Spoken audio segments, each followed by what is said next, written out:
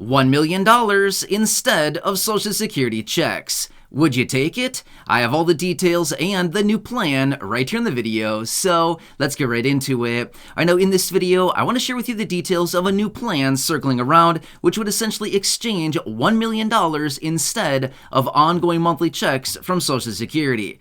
Is that a deal you would take? I don't know, sounds pretty tempting, and I want to talk you through the details right here in this one, so let's get right into it. Really fast before we do, thanks so much for joining me. If you're new here, or if you haven't done so yet, please make sure to subscribe right down below the video. It's totally free to do so, and I'm here for you, right by your side every single day to help you out in any way that I possibly can, as well as point out all of these changes, as well as new plans, ideas, bills, packages, proposals, all of these things that are hitting the wire. Of course, I want to bring it to your attention right away so you can see what is actually going on and what they're now talking about. So again, please subscribe down below if you haven't done so yet, and let's get into it and talk about this new plan circling around where they're just suggesting $1 million in exchange for essentially ongoing monthly checks. All right, let me break down the details of this. So, as we all completely recognize, Social Security has some major financial issues, as in the Social Security Trust Fund, the insolvency issue. We've all heard about it. We've talked about it many times before, and realistically, let's be real for a second. We've been hearing about this whole insolvency, the Social Security is broke,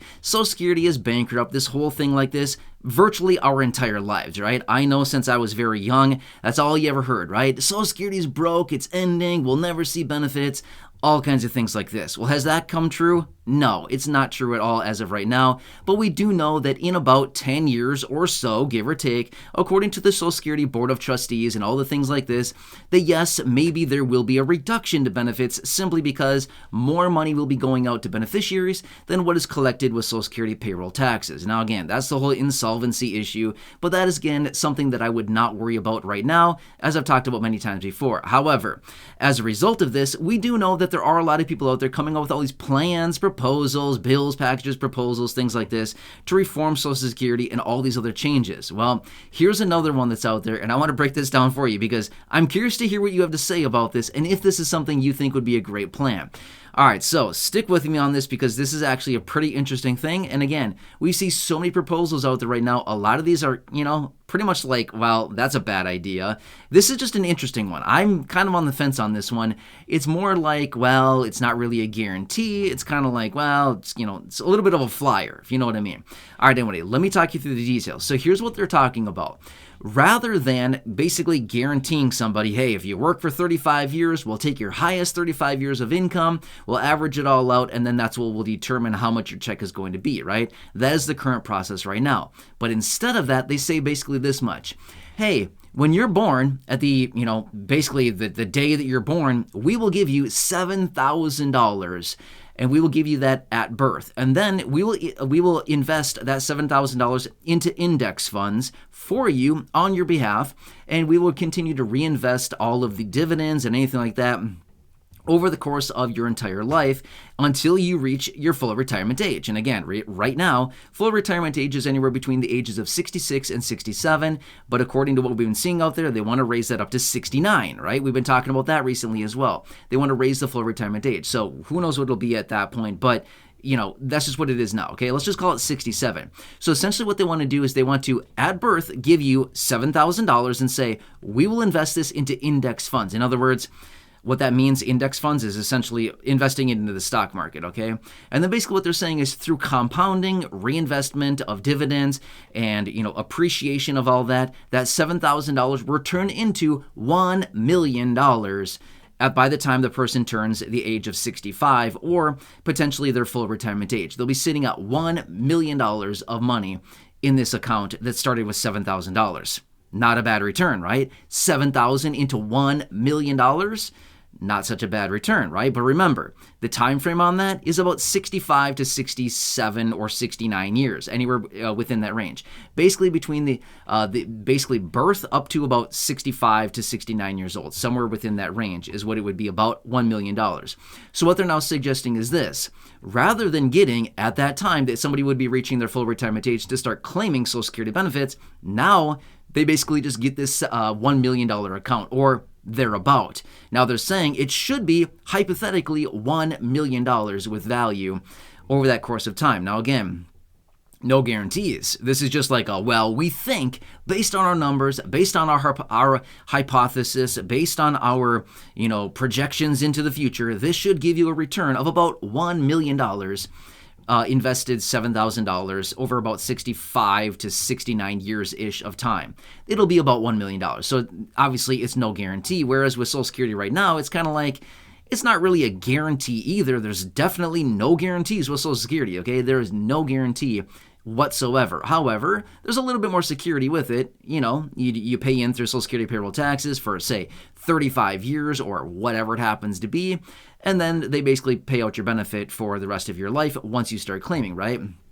So obviously no guarantees there, but there is a little bit more security with it versus just, well, we think it's going to be $1 million. So do you want to take the chance or what do you think here? You know what I mean? So this is what they're planning on and this is what they're suggesting. Now, it does not mean this isn't necessarily going to happen or this is going to be a thing, but they're suggesting rather than paying out hundreds and hundreds of thousands of dollars for beneficiaries over the course of their entire life for, say, 20, 25, 30 plus years that somebody's claiming Social Security, why don't we just give them a one-time payment of $7,000, invest it for them, which I don't know if I love that. Do these people even know what they're doing, investing $7,000 for us? Probably they don't have a clue, right? Not only that, I'd like to know what are the fees on top of that. There's always going to be somebody dipping their fingers in there trying to get a piece of that pie, right? Every single time. There's no such thing as an investment without a fee, right? Yeah, there's going to be some kind of commissions, custodial fees, fiduciary fees, something like that. There would be something on top of it, right? So anyway, I'm kind of curious about this because it seems like an interesting plan. And again, no guarantees, but they're saying, well, maybe you'll have $1 million. And then basically what they would say is, now you've hit your full retirement age or, somewhere between the ages of 65 and 69, somewhere in that range, you can tap into the $1 million. And now they say, now you get to live on this $1 million for the rest of your life. Okay, sounds fine. But let's just look at the situation right now. Okay, let's just look over the last, call it 4 years, okay? So right now, as I record this video, we are in, 2023, okay? Approaching 2024 relatively fast here, okay? Now, here's the thing. Over the last, call it 4 years, okay? Let's rewind back to, say, 2019, okay? The third quarter, fourth quarter of 2019, before any of this weird stuff started happening, which has happened over the last few years here. Was the cost of living cheaper in 2019? Yeah, right? Things were a lot cheaper in 2019. Were prices nearly at the levels that they were right now in 2019? No, not even close, right? All these details like this. So my point is, in just the last few years here, we've seen massive, massive increases. Now let's look at this. Over the next, call it 65, 69, 70 years or so, do we think prices are going to increase for the cost of living? Do we think it's going to get more expensive to buy the same basic necessities? Do you think that same loaf of bread and that pack of, a dozen eggs and a canister of coffee and a gallon of milk and all this stuff like this, do you think it's going to cost the same price in 65 or 70 years from right now as what it does today? Not a chance. Not even close. If you want to put that into perspective, think back. Depending on how old you are, doesn't really matter. I'm just simply saying, think back to when you were a kid. Maybe you were a kid in the 70s. Maybe you were a kid in the 60s. Maybe you were a kid in the 50s. I don't really know. I'm just simply saying, think back to when you were a kid. What could you buy for $1 or a quarter or whatever? You could buy a lot more than you could buy today. You know what I mean? So again, the same applies going forward into the future because of the depletion of our purchasing power, of our dollars, and inflation. Same old things, depleting our money. Therefore, in 65, 70 years from right now, if this were to go into effect, that $1 million would be worth not much, couple $100,000, maybe, with purchasing power. You know what I mean? It would not be worth that much. So even though we look at it today and think, oh, $1 million, that would be awesome. I'll gladly take that. Sign me up. You got to remember too, the $1 million does not come for 65 to 70 years. $1 million in 65 to 70 years, sorry to tell you, it's not going to be worth anything at that point. Maybe a couple $100,000. That's it in purchasing power. It's still going to be $1 million, but what you can get for that $1 million is going to be very limited, right? Same thing back, call it 50 years ago, okay? Maybe even 60 years ago, 50, 60 years ago. If you had $100,000 then, you could buy a lot of stuff. You could probably buy a really, really nice house. You could buy a lot of really cool stuff for $100,000. What can you buy for $100,000 today? Not much. Can you buy a house?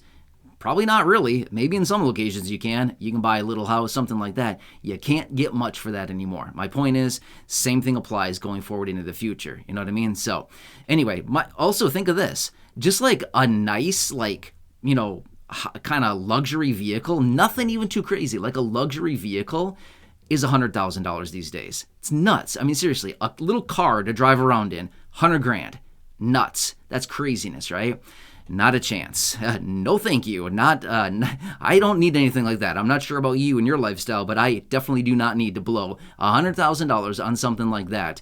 A car. I couldn't care less. I'd ride a bike if I had to. You know what I mean?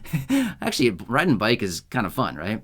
Anyway, hope that helps you out. But again, I want to bring you the details of this plan. Who knows about this? Of course, I'll keep you posted on this, but this would certainly save a lot of money for Social Security, which is exactly what they're trying to do because, you know, kind of the whole insolvency issue. And basically, the labor participation rate is also a major factor as well, where less and less people are working. In other words, more people are claiming Social Security benefits, less people are working. You see how that equation is working out. Less people paying in through Social Security payroll taxes. In other words, the money is, or the program is basically just, you know, leaking money left and right, and more is going out than what's coming in. So anyway, interesting plan. I'd love to hear your comments down below. Do you think this is a good one? Do you think it's bad? What do you think about this? Either way, hope this one helps you. Again, please subscribe down below if you haven't done so yet. Share the video with your friends, family, social media, and go back and check out any of the other thousands of videos here on the channel. Until next time, enjoy your day. Take care. Have a good one, and catch you again later in the next video.